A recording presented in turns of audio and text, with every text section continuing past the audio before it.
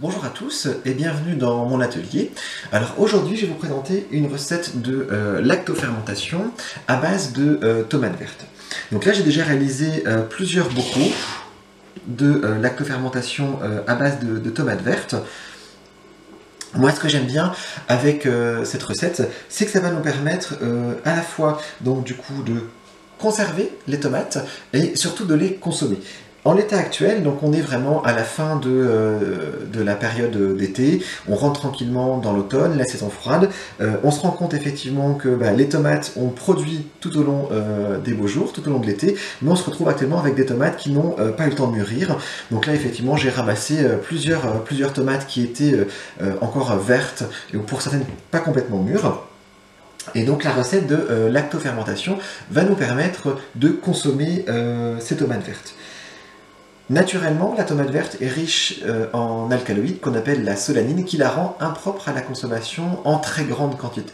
Et donc ce qui est intéressant avec le principe de la lactofermentation, c'est que les bactéries lactiques, dans le processus de lactofermentation, vont venir dégrader la solanine, ce qui va nous permettre de consommer, ce qui va rendre entre guillemets comestibles les tomates vertes. Donc nous, ce qu'on aime bien avec cette recette de lactofermentation de tomates vertes, c'est que ça va nous permettre, comme je le disais, de conserver les tomates, et de les consommer, puisque du coup, on va les retrouver au cœur de l'hiver dans différentes recettes. Donc moi, j'apprécie vraiment de les consommer dans les salades, dans les quiches, dans les cakes salés. Mais ce que je préfère le plus, c'est de consommer les tomates vertes dans les raclettes, avec les tartiflettes. Ça se marie vraiment très très bien avec les plats d'hiver où il y a du fromage. Et ça peut vraiment remplacer les cornichons. Donc moi, ce que je fais quand je fais les lactofermentations de tomates vertes, c'est que je prends vraiment le temps de trier les tomates. Donc là, vous voyez un petit peu, j'ai différentes tomates qui ont commencé à rougir. Donc celles-ci, je ne vais pas les mettre, puisque je trouve qu'elles se ramollissent avec le principe de la lactofermentation. Alors que si on prend vraiment des tomates qui sont complètement vertes, elles restent suffisamment croquantes. Donc pour la recette de lactofermentation, on va retrouver les choses habituelles. Donc là, on a un bocal qui est propre avec un joint neuf. J'ai préparé des épices, des aromates. Donc là, il y a une feuille de laurier, j'ai mis quelques feuilles d'estragon, il y a un clou de girofle, un petit piment séché. Et j'ai préparé ma saumure à 3%. La règle du 3%, c'est donc 30 g de sel dans 1 litre d'eau. Je le dis souvent dans les vidéos, mais surtout, on utilise n'importe quel sel à partir du moment où il n'y a que du sel. On ne prend pas les sels où il y a des anti-agglomérants, où il y a du fluor qui a été rajouté, puisque ça peut venir rendre difficile ou clairement empêcher le principe de la lactofermentation. Donc on prend un sel neutre. Là c'est du sel gris de Guérande, mais vous pouvez très bien le faire avec du sel rose, ça fonctionne aussi parfaitement bien. Donc là, moi, ce que je fais, c'est que je vais venir couper mes tomates. Donc là, vous voyez que j'ai fait des bocaux plus gros. Donc là, on a un bocal d'1 litre où j'ai juste coupé les tomates en deux. Là, le bocal étant beaucoup plus petit, je vais prendre le temps de couper les tomates, peut-être en quart, pour vraiment pouvoir remplir un peu le bocal. Moi, j'aime bien utiliser différentes tailles de bocaux. Les gros bocaux, c'est pour nous, pour notre consommation personnelle. Les plus petits bocaux, je prends vraiment plaisir à les offrir. C'est un format, je trouve, qui fonctionne très bien pour faire découvrir les recettes de lactofermentation. Donc celui-ci, clairement, il va être offert. Donc là, je prends la tomate. Bon, je les ai rincées, voilà. Et je vais couper les tomates vertes. Allez, on va les couper en quart. Et on va remplir le bocal.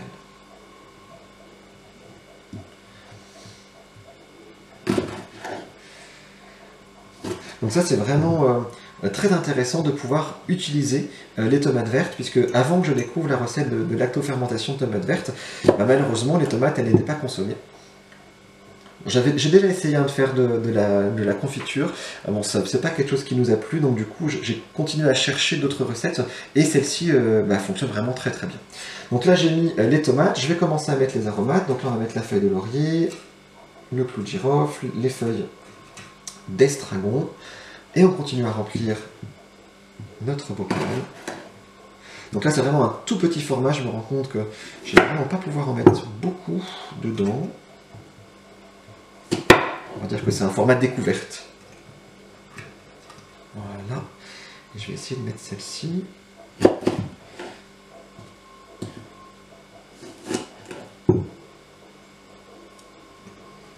Donc on peut tasser un petit peu notre bocal, mais on est vraiment sur la recette de saumure, donc du coup il n'y a pas besoin vraiment d'écraser les tomates. Voilà. Donc notre bocal est rempli. Donc je prends donc la saumure à 3%.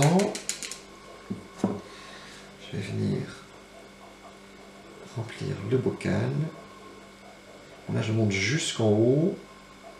On peut voir que les tomates, voilà, si j'appuie, elles rentrent complètement dans la saumure. Donc là c'est très bien. Je vais prendre la feuille de chou. Comme d'habitude, je mets toujours une feuille pour venir couvrir les lactofermentations.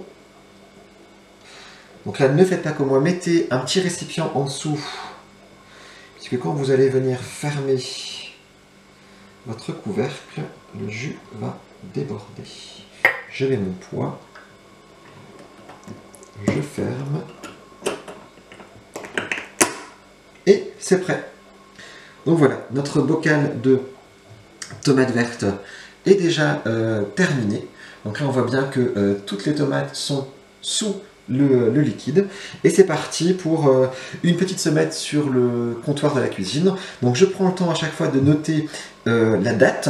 Je note également les mélanges d'épices ou d'aromates que j'ai pu utiliser dans la recette. Ça va nous permettre un petit peu de nous souvenir et de voir un petit peu ce qui fonctionne bien, ce qu'on aime bien en termes de goût. Et après une semaine sur le comptoir de la cuisine, ça va partir pour au moins un mois et demi, on va dire 6 semaines à peu près, au placard à température un peu plus fraîche.